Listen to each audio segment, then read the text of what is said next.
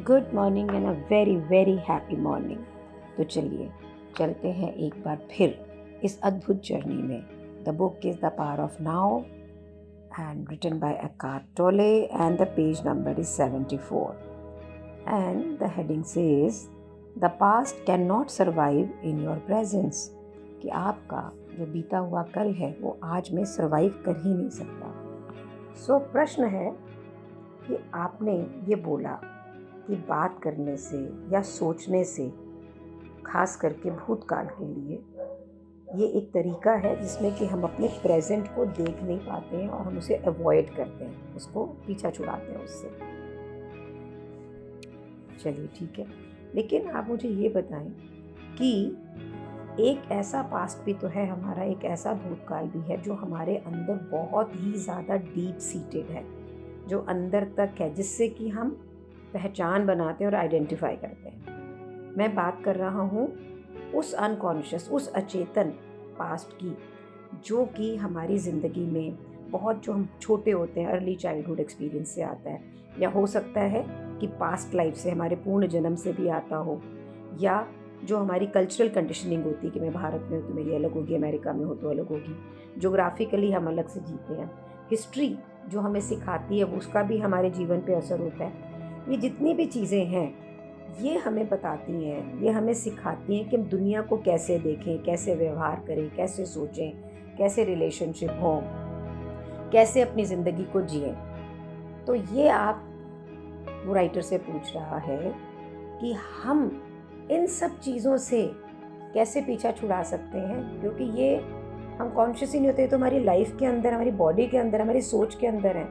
और अगर छुड़ा सकते हैं तो इसको कितना टाइम लगेगा, और अगर छुड़ा लेंगे तो फिर बचेगा क्या? यही तो मेरी ज़िंदगी है। तो क्वेश्चन वो दोबारा पूछता है कि भुलावा जो है, जब ये भुलावा ख़त्म हो जाएगा तो हमारे पास बचेगा क्या? जब ये इल्यूजन ख़त्म हो जाएगा, ये माया जाल सब ख़त्म हो जाएगा तो हमारे पास बचेगा क्या? तो एकार्ट कहते हैं कोई ज़रूरत ही नहीं है इतनी खोजबीन करने की कि आपके अचेतन मन में पास्ट में क्या है, और आप इसे बिल्कुल ऐसे ही लें कि जो इस समय, इस मोमेंट में आपकी सोच में मैनिफेस्ट कर रहा है। मतलब ये जो सोच है हमारी, हमारे पास्ट से जो आ रही है, वहीं से तो ये क्रिएट हुई है। ये जो इमोशन है, डिज़ायर है, रिएक्शन है, जितनी भी बाहर की चीज़ें जो हो रही हैं, जो हमारे साथ जो भी हो रहा है, ये जो सोच है जो हमारे साथ पास्ट में है उसी से हो रहा है। तो इसके अंदर खोदा बीनी इन्वेस्टिगेशन की ज़रूरत नहीं है। जितना भी आपको जानने की ज़रूरत है कि आपके अचेतन मन के पास्ट में क्या है, वो जो आज आपको चैलेंज आ रहे हैं ना सारे, वो उसी में आ रहे हैं। तो जो भी आपको जानने की ज़रूरत है ना अपने पास्ट से, वो जो आपके आज के चैलेंज हैं, वो अपने आप आपका जो प्रेजेंट है वो खुद ही खुद ले आएगा। लेकिन अगर आप पास्ट में ड्वेल करते, मतलब उसके अंदर भुन भुन करके देख रहे हो, सोच रहे हो उसके बारे में, तो ये ना एक ऐसे गड्ढे की तरह है जिसका कोई भी तला नहीं है। इसके अंदर आप जाते जाएंगे और भूतकाल का कुछ ना कुछ निकलता जाएगा। आपको ये लगता होगा कि मुझे और टाइम चाहिए मेरे पास्ट को समझने के लिए, ताकि मैं इससे फ्री हो जाऊं। दूसरे शब्दों में कि आपको ये लगता है कि जो भविष्य है, आने वाला समय, मुझे मेरे पास्ट से फ्री कर देगा।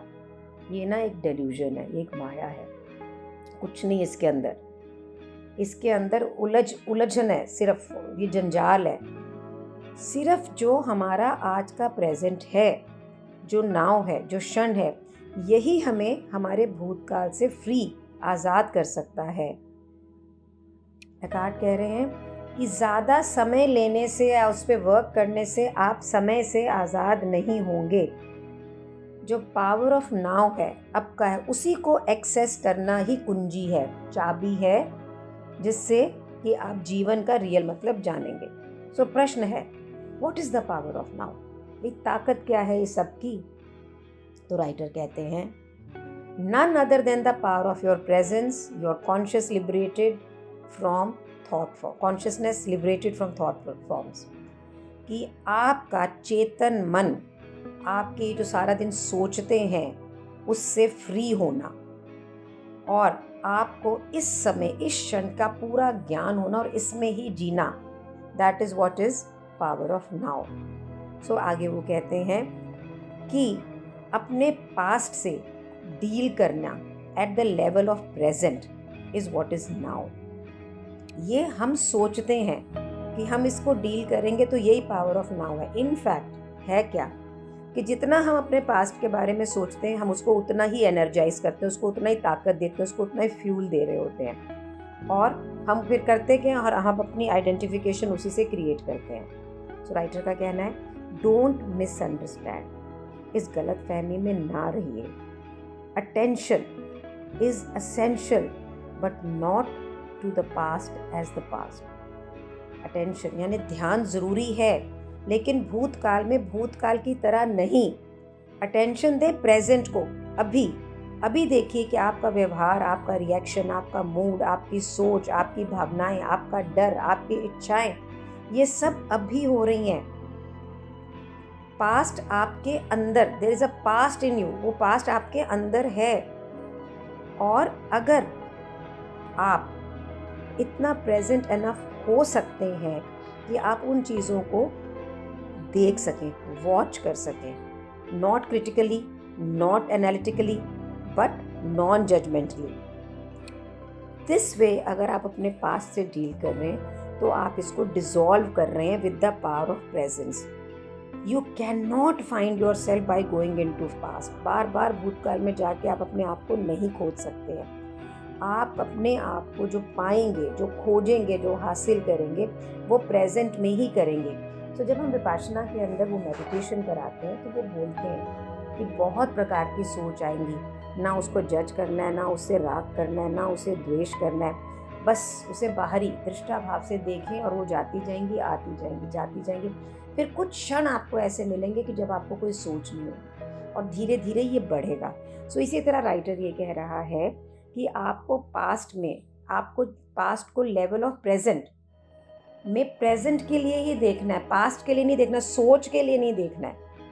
और आप रोज के मर्रा की ज़िंदगी के अंदर जब आप अपने जीवन को एनालिटिकली देख रहे हैं, जब आप काम कर रहे हैं, आप किसी भी भावुक हो रहे हैं, कोई सोच में है, कोई रिएक्शन में है, तो प्रेजेंट रहें कि इस समय मैं कौन सी स्टेट में हूँ।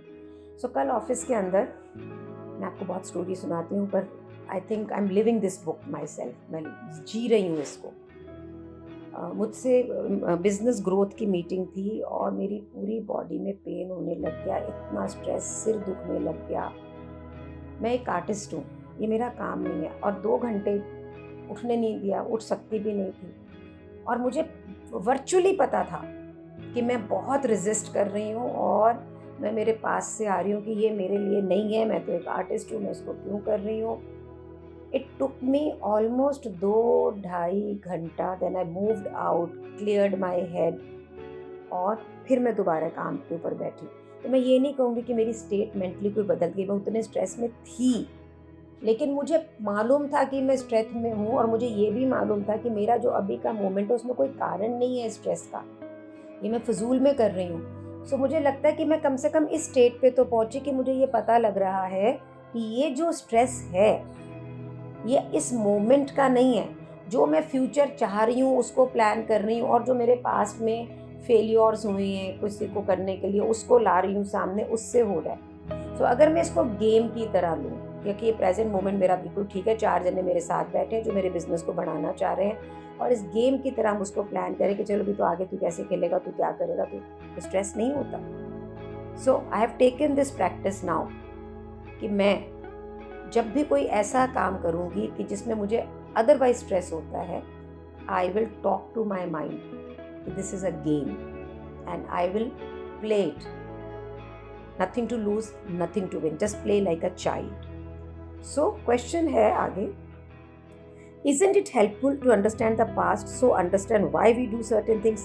कि पीछे भूतकाल में जानना ज़रूरी नहीं है कि भी हमने ऐसा क्या किया था कि हम ऐसे बातें कर रहे हैं। हम एक ख़ास तरीके से रिएक्ट भी करते हैं, हम अनकॉन्शियसली ड्रामे भी करते हैं, पैटर्न भी करते हैं, रिलेशनशिप को कुछ बोलते भी हैं, करते भी हैं, और हम एक अपने लिए अपने पास से प्रेजेंट रियलिटी तो क्रिएट कर रहे हैं ना। सो राइटर का कहना है जैसे जैसे आप कॉन्शियस होते चले जाते हैं अपनी आज की रियलिटी के लिए, आज की सच्चाई के लिए, प्रेजेंट रियलिटी के लिए। वैसे ही आपको अचानक से कुछ इनसाइट्स मिलनी चालू होती हैं as to why your conditioning functions in a particular way. आपको ये पता लगता है कि ये जो कंडीशनड हमारा माइंड है, जैसे मुझे जब स्ट्रेस हो रहा था तो मुझे पता लग रहा था कि ये क्यों हो रहा है, क्योंकि मैं ये सोचती हूँ कि मैं तो डिज़ाइनर हूँ, ये मेरे लिए नहीं है, ये किसी और को करना चाहिए, मेरी जिम्मेदारी नहीं है, तो उससे मुझे स्ट्रेस हो रहा था। सो राइटर एग्जाम्पल देता है कि why your relationship follow a certain pattern, कि आपके कोई रिलेशनशिप एक सर्टेन पैटर्न, एक सर्टेन तरीके को में जीते हैं। So you remember things that happened in the past and see them more clearly. तो आप वो चीज़ों को याद रखते हो कि उसने पहले कैसे किया, और आप चीज़ों को वैसे देखते हैं। वो ठीक है, वो मदद कर सकता है, पर ये ज़रूरी नहीं है। असेंशियल क्या है कि आपकी अपनी कॉन्शियस को प्रेजेंस में लेकर आना, ताकि आपका पास्ट डिसॉल्व कर जाए, और यही एक ट्रांसफॉर्मेटिव एजेंट है, परिवर्तनकारी एजेंट एक यही है। और कई बार हम इतना ज़्यादा किसी के बारे में अपने पास्ट एक्सपीरियंस से व्यू बना रखते हैं, कई बार नहीं, हमेशा ही, तो वो अगर नई बात भी कर रहा हो तो हमें पुरानी लगती है। मैं बहुत ज़्यादा बोलती हूँ। अगर मैंने कभी ये सोचा है कि मैं आज नहीं बोलूँगी, और मैंने 2-2.5 घंटे भी एक कमरे में जहाँ 10 व्यक्ति बैठे हैं, ज़्यादा कोई बात नहीं करी ही नहीं इनफैक्ट, और 3 घंटे बाद भी कुछ बोला तो मुझे ये सुनने को मिला, शालिनी तू बहुत बोलती है यार, हम लोग को भी मौका दे। And believe me, this has happened many times. Writer का ये कहना है कि चीज़ों को न्यूली देखें और be as present as you can. तो सामने वाले को जज नहीं करना, मौके को भी जज नहीं करना, सिचुएशन को भी नहीं, सिर्फ उसे आज के इस moment be as present as you can, उसी से देखें। अपनी अंडरस्टैंडिंग को पास्ट से ना लेके आए। पास्ट सरवाइव नहीं कर सकता आज के प्रेजेंट में।